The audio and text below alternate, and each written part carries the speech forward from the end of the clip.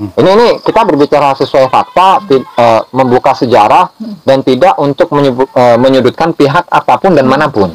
Ya. Sejarah Dan, ini ya. Betul, sejarah dan bukan untuk politik. Bukan. Nah, kemudian sebelumnya lagi di tahun 1937 itu beliau ditawari medali oleh Gubernur Jenderal Van der Plas. Tapi mau. Enggak, menolak. Beliau menolak. Kenapa? Ya karena ada satu karya yang namanya Al-Allamah Muhammad Hasyim Asy'ari, Hadratus Syekh Kiai Haji Muhammad Hasyim Asy'ari, Wadi'u Labinat Istiqlal Indonesia, perintis kemerdekaan Indonesia. Nah, jadi dari judulnya aja itu sudah kelihatan bahwasanya Hadratus Syekh itu ya memang benar-benar seorang pejuang, merintis kemerdekaan ini loh. Betul. Dan ini itu karyanya Habib. Yang nulis itu Habib. Oh, yang nulis ini Habib. Siapa ini penulisnya? Ta'alifus Sayyid Muhammad Asad bin Ali bin Ahmad bin Syahab. Sayyid berarti itu. Sayyid Habib. Bisa Habib dilihat lah. ya bukunya. Nah, nanti dikasih lihat ya. Apa ya? Jadi ini bahasa Arab. Nah, daripada saya ini baca versi Arabnya, kemudian nerjemahin, pusing nantinya ya. Jadi saya sebutkan beberapa ringkasan lah. Ringkasan dari katakanlah perjalanan hidup Hadratus Syekh Kiai Haji Hasyim Asy'ari. Jadi beliau ini dilahirkan pada tahun 1871 dan meninggal pada tahun 1947. Jadi meninggalnya 2 tahun setelah kemerdekaan. Jadi umur beliau itu 76 tahun. Nah, kemudian tadi ya, bahwa kitab ini Al-Allamah Muhammad Hasyim Asy'ari Wadi' Labinat Istiqlal Indonesia, itu kan karya dari Habib Muhammad Asad bin Syahab. Dan itu beliau memang mengalami hidup, bahkan kenal akrab dengan Hadratus Syekh Kiai Haji Hasyim Asy'ari. Nah, makanya kalau simpel sih sebenarnya, kalau kita atau oknum-oknum lah yang mengatakan bahwa Kiai Haji Hasyim Asy'ari itu sama dengan Mufti Batavia, atau silahkan buka ini aja, itu kan, buka kitab ini. Kalau nggak ada, nanti download di Google juga banyak gitu kan. Itu keterangan dari Muhammad atau Habib Muhammad Asad bin Syahab, ya kan? Nah, Muhammad Asad bin Syahab itu bertemu dengan Kiai Haji Hasyim Asy'ari tahun 1936.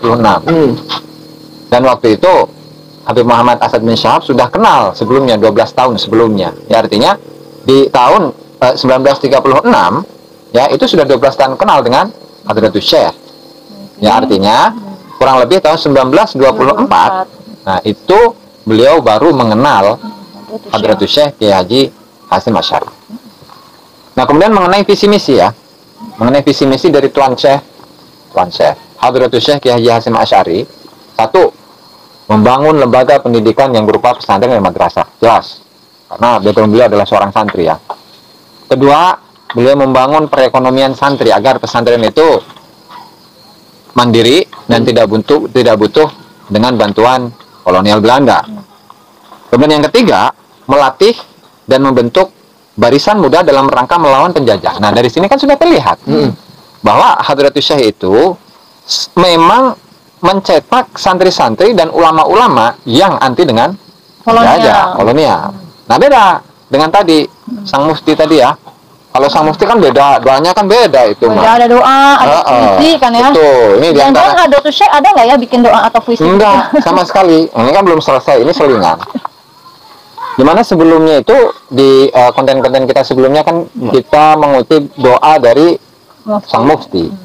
Yang diantaranya adalah Allahumma kama qaddarta wa ajraita hadhihi ni'am, ya Allah, sebagaimana engkau takdirkan dan engkau jalankan kenikmatan ini biwasitati hadhihi daulah, dengan perantara penjajah atau kolonial Belanda ini. Jadi beliau dengan adanya kolonial Belanda ini atau Sang Mufti, dengan adanya kolonial Belanda ini beliau mendapatkan kenikmatan. Coba kita tanya masyarakat, rakyat lah Indonesia saat itu, golongan santri aja, dengan adanya kolonial Belanda ini, mereka merasakan apa? Apakah merasakan kenikmatan atau gitu kan, atau penderitaan? Gitu aja sih. Itu bedanya. Jangan yang nikmat itu hanya yang berdoa ya? Nah, bisa jadi gitu, ya kan? Oke, itu selingan. Selanjutnya, ya, di tahun 1308 atau kurang lebih 1905 beliau kan belajar ke Tanah Suci ya, ke Mekah, untuk mempelajari lebih mendalami ilmu agama di sana selama beberapa tahun. Kemudian Hadratus Syekh di tahun 1317 kurang lebih 1913 ya, itu dicurigai. Ketika sudah pulang ke Indonesia membangun pesantren, itu dicurigai bahwa pesantren ini mencetak para pemberontak menurut Belanda gitu kan. Nah, artinya Hadratus Syekh itu mencetak para pejuang untuk melawan penjajah gitu.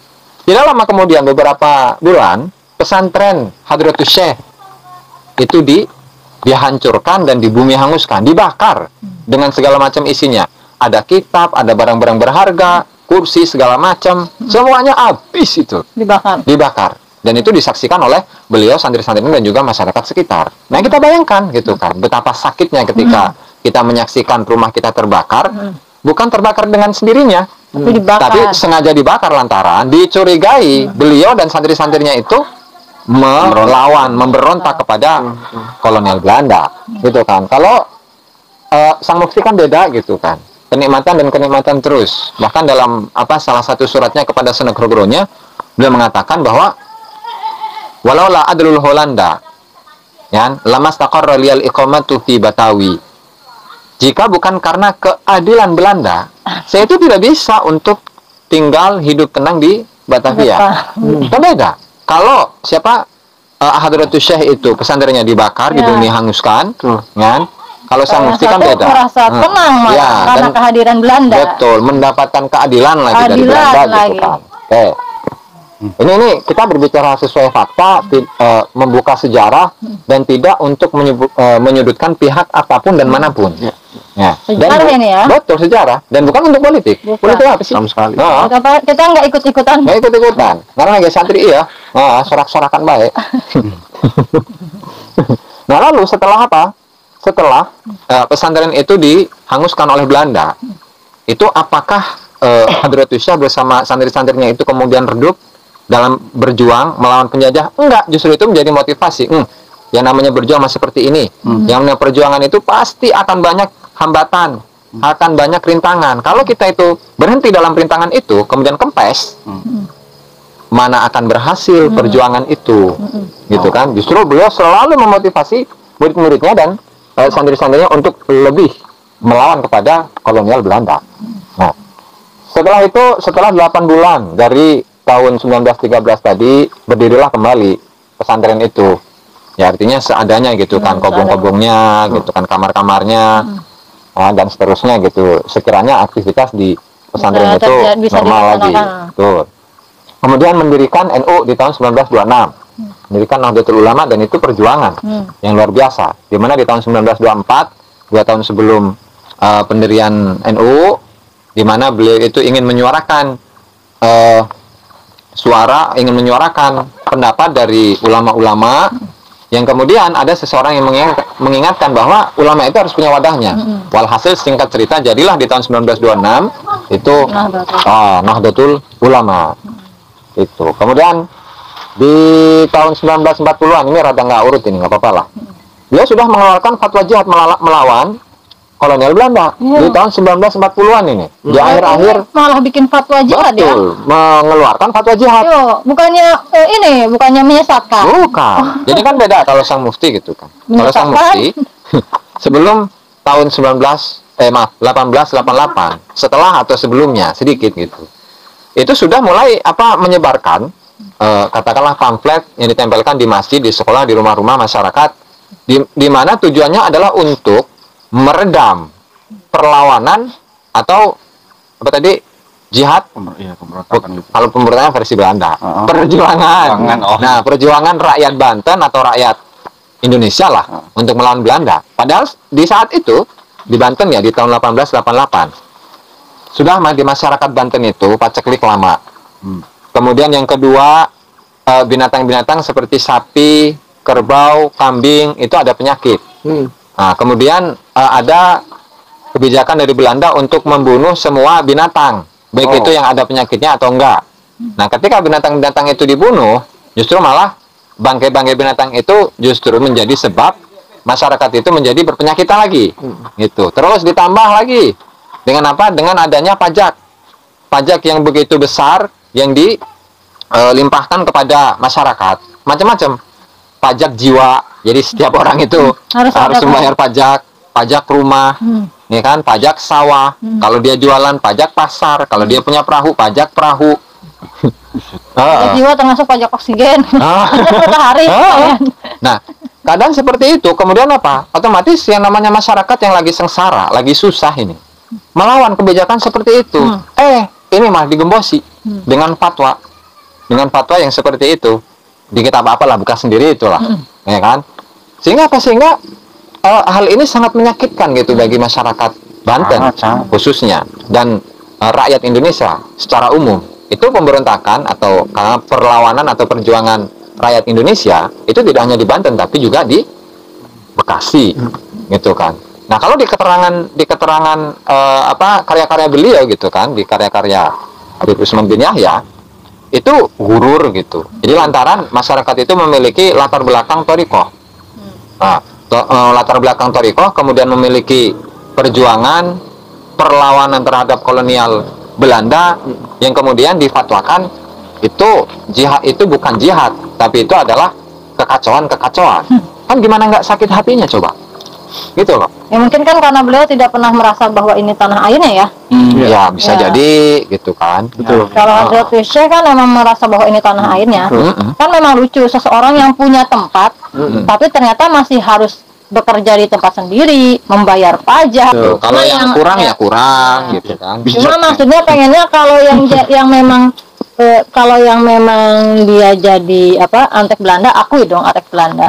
Nggak usah ditutup-tutupin. Nggak usah ditutup-tutupi, apalagi malah jadi menyamakan ke orang lain. Nah, menyamakan dengan ke tokoh lain. Hadratus Syekh Kiai Haji Hasyim Asy'ari. Ini sangat menyakiti hati kita sebagai santri gitu kan. Sebagai warga Indonesia. Kalau tidak ada fatwanya Hadratus Syekh Kiai Haji Hasyim Asy'ari 10 November ya. 22 ya. 22 Oktober.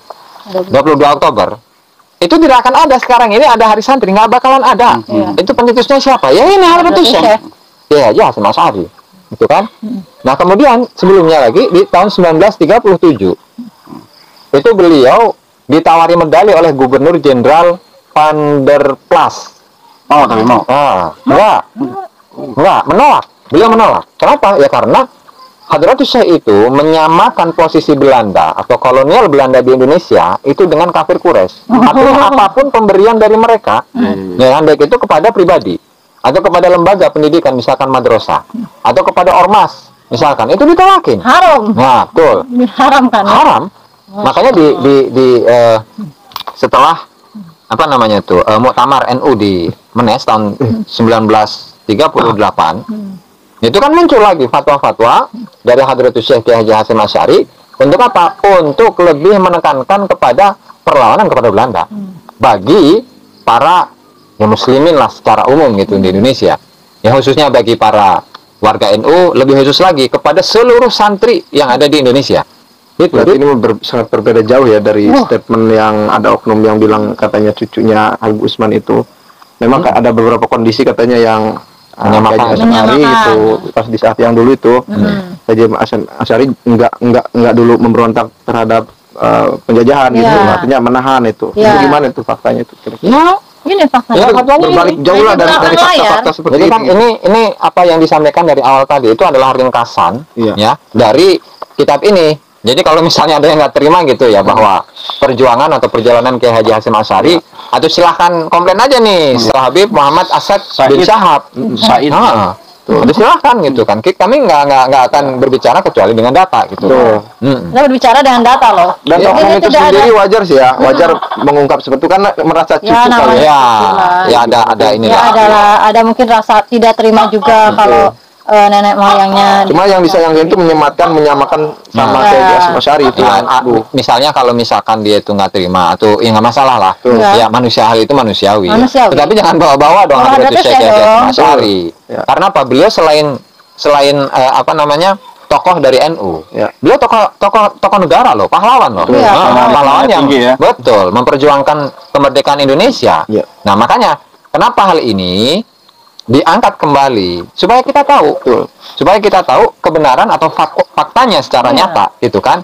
Ya karena tadi Habib Muhammad Asad Syahab menamakan atau memberi judul untuk kitab ini, yaitu apa? Hadratus Syekh Kiai Haji Muhammad Hasyim Asy'ari, Perintis Kemerdekaan Indonesia. Perintis Nah, jadi kalau secara syariat, kalau bukan beliau, ya yang lain tidak akan tidak akan bergerak, tidak akan terpacu untuk mencapai sebuah kemerdekaan Indonesia, gitu kan? Kalau nggak salah malah kan pertama kali dibuat Nahdlatul Ulama ini kan ketika ke Batavia, ke Jakarta, ini kan Hadratus Syekh itu kan minta bantuan Habib Ali Kuitang, kan? Nah, terus Habib Ali Kuitang untuk menjadi warga NU, untuk menjadi pengurus NU. Hanya Habib Ali Kuitang ini tidak menerima, kan? Kalau tidak salah karena itu katanya ada memegang wasiat atau pesan gitu ya dari gurunya. Wasiat dari guru beliau, dan guru beliau itu adalah Habib Utsman bin Yahya. Dan kita tidak menafikan loh sosok Habib Utsman bin Yahya ini adalah seorang ulama yang luar biasa. Ya, kita tidak menafikan keulamaannya ya. Karena dari sisi karya tulis beliau sangat memiliki banyak karya tulis, puluhan bahkan ratusan gitu kan. Dan guru-guru beliau itu juga luar biasa, tokoh-tokoh atau ulama-ulama yang luar biasa. Tapi satu hal tadi yang katakanlah menjadi tanda tanya dalam diri kita gitu kan. Dan ini sesuai data yang kita sampaikan. Oke. Selanjutnya di tahun 1942 Hadratus Syekh itu pernah dipenjara. Hadratus Syekh dipenjara oleh itu ini siapa ini? Udah mulai Jepang ini Maya. Ini udah mulai Jepang selama 6 bulan. Gitu. Dan ini menjadi hal yang katakanlah kekisruhan lah di kalangan santri karena tidak terima guru mereka itu di penjara. Padahal itu kan beliau sudah berumur 60 lebih itu, 71 tahun, padahal udah sepuh beliau. Ya, tapi mungkin Jepang itu melihat bahwasannya efek atau pengaruh dari Hadratus Syekh itu sangat besar sehingga dipenjara aja supaya untuk mengurangi perlawanan dari masyarakat atau rakyat. Gitu ya. Itu sekilas mengenai perjalanan atau biografi dari Hadratus Syekh Kiai Haji Hasyim Asy'ari.